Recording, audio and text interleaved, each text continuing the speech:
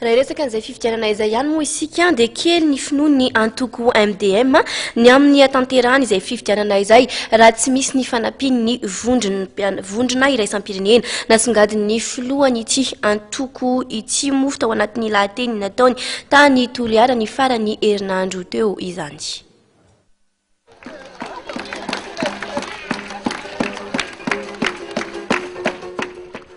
Tsy azo eritreretina ny antanterahana fifidianana ka tsy misy ny fanampin'ny vondrona iraisam-pirenena.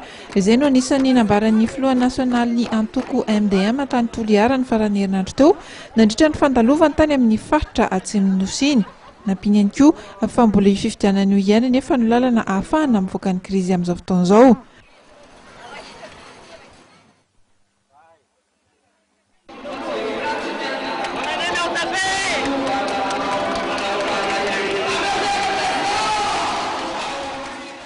Tao Toliara tapitanana dia namory ireo mpombazy tao amin'ny kianja mitafo ny antoko MDM ny Asabotsy.